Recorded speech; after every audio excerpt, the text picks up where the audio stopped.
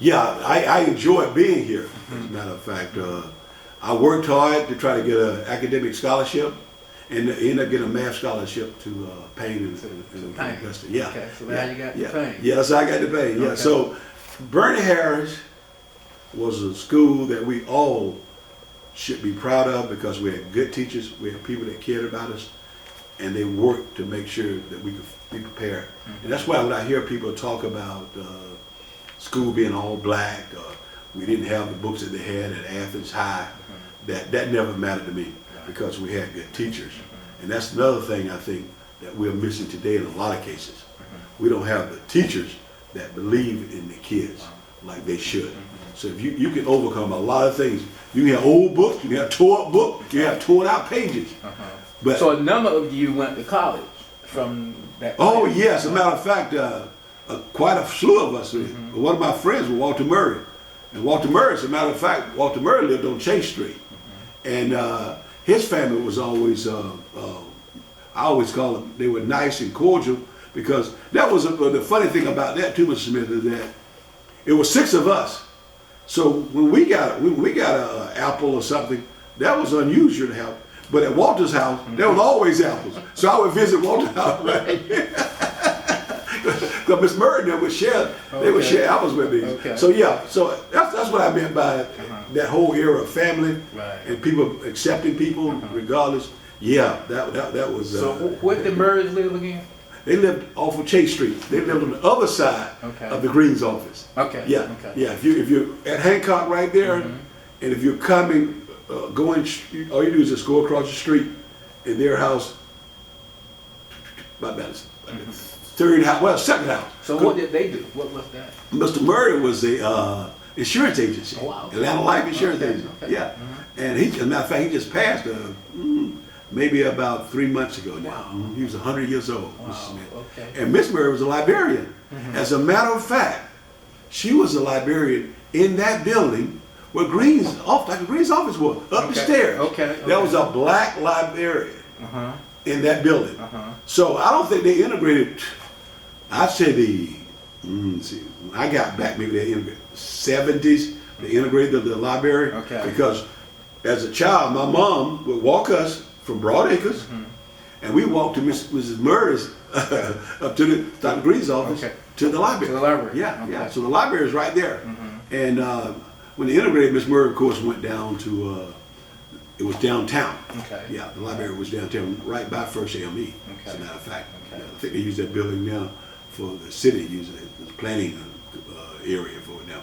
The building with the library. Right. Yeah. I remember where it was. Yeah. So Burney Harris as a school, West Broad as a school, the nursery school, all that, and the people that were there made for an experience that was a positive experience during my years here. And that's why I look forward to even coming back here, working in the school system, because my experience was a positive experience. And I think when you have good teachers, you have people who are willing to sacrifice despite all the obstacles that one would pretend that they have in front of them, that they use. No, we didn't have new books. No, we didn't have a brand new lab, but we had teachers that cared about us. Okay. And that Tell was- me a little bit more about your family, your parents. Certainly, your yeah. sisters, your Thank you. brothers. Yeah, thank you. Okay, Ms. Smith. There were 6 of us. My sister Rosalind is well, I think she set the example for us. She was pretty sharp. Matter of fact, she finished school at 16. Wow. Yeah, Okay. she was a graduate of Paine. Okay. Yeah, ended up going to Macon, and she became a librarian in Macon. Okay. My brother Thomas, he's next to Rosalind. I call him a hard worker. He worked all of his life, started his own little lawn business. Okay. Still have his little lawn business today. Okay. My sister Neva, she worked for Park and Recreation. My sister Gert worked at the hospital. Right. And my sister Pam, she worked in food services. Okay. And she died maybe about 10 years ago now. Right. So that's kind of it. Okay. And we had a close-knit family. I think that's another thing that's always important. When you have a family that work together, where parents are making sure that everyone, despite there being quite a few of us, and you know about a few, Right. Yeah. you all can work together to grow and be successful in whatever job you decide to work with. Yeah. Okay. So I always remember my mom and dad, the hard work that they would do.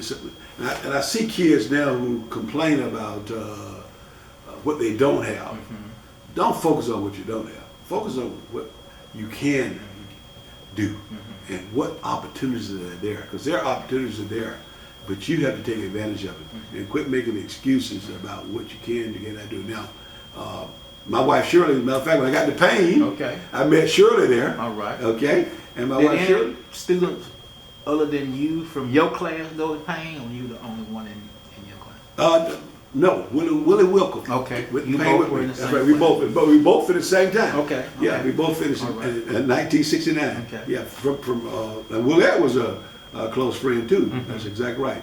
His sister, Louise Neal, she finished Paine. Okay. She's a Paine graduate. So you can see that that Paine was a integral part of the Athens community at that time. Because you paid, Right. your wife didn't pay. So Exactly. it was. We need to somehow get that back going, Smith. We need to regenerate that because there was a lot of Michael Flaherty finished Paine. I had a conversation with someone from Paine today. Yeah, we need to work on that. We because- will.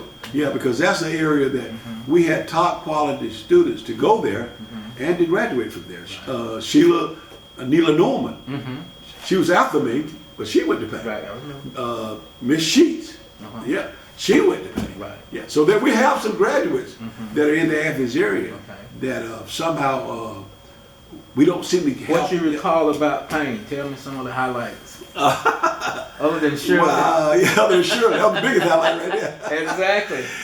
I tell you, the biggest thing was the transitioning from high school to college because Paine was tough. That's what I heard. Oh, yes, sir, it was tough. Matter of fact, I can remember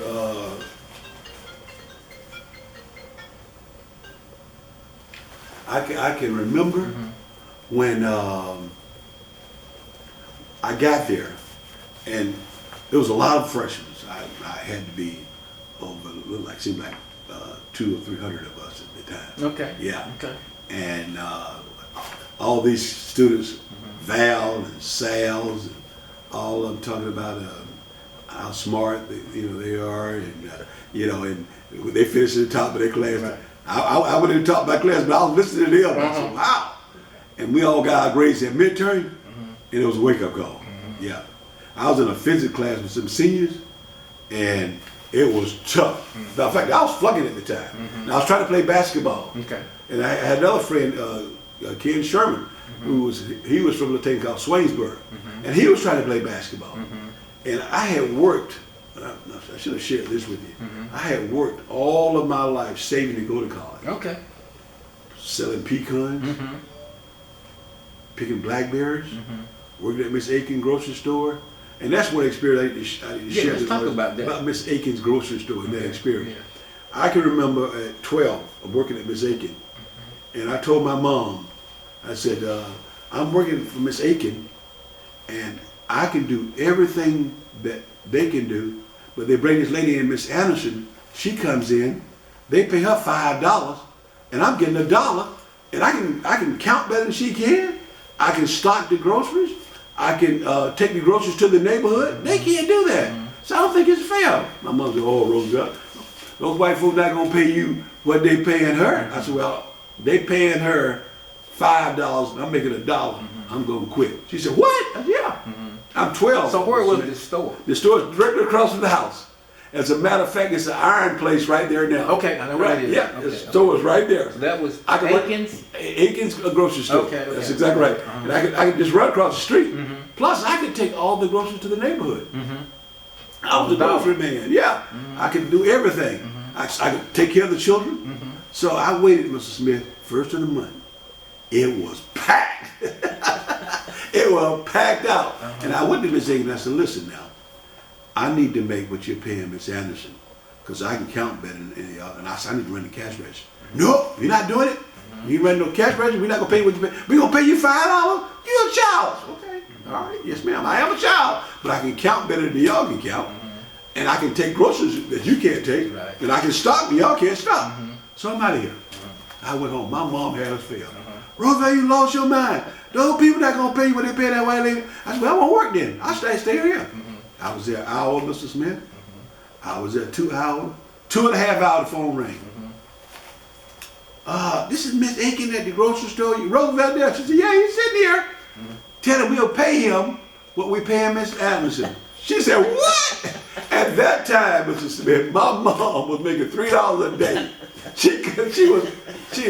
Now boy, you have lost your mind. But that was a lesson that you decide. Timing. It was so crucial that my timing. The store was packed.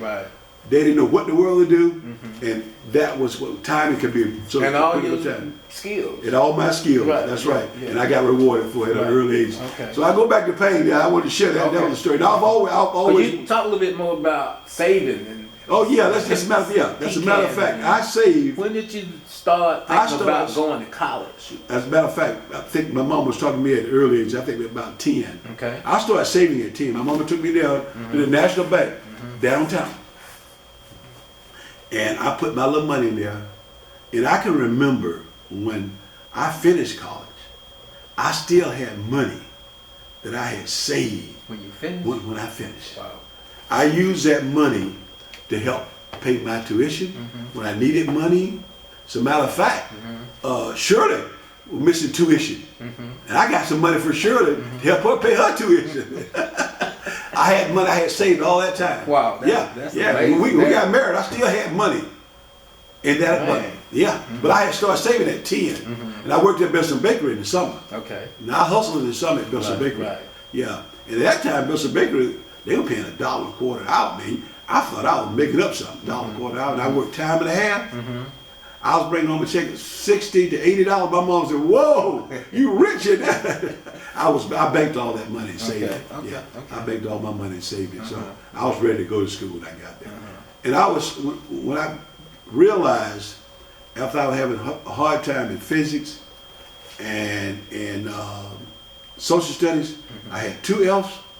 And I had spent all that time prepared to go to school. I told Sherman, I said, listen, man, I can't play basketball. I want to play, I love it, I played, but I've worked too hard to get here. I'm giving it up so I can bring my grades up. And I got my grades up. I went strictly academics. I went straight to the library today. I stayed in the library and ended up making a C in that physics class, which was like an A because I had a real F. And I got it up to a C. So I started making 80 and 90s on the test, and the professor was like, what are you doing? I said, studying. I'm studying. I don't have a choice here. I can't go home. And I can remember telling the guys in the dorm, they said, what do you mean you can't go home? I said, I don't have a choice. Okay? If you've sold blackberries and pecans, and you watch your mom and dad and get up at 4 in the morning, I'm staying here. They had to drag me out of here. Studying and saving was an integral part of my life. And I try to even do it today. And I try to tell my kids, we need to do a better job as community people and as parents, as educators, to have our kids to save and understand finance. That's something I think we missed out. In my kids, I didn't do a good enough job with them.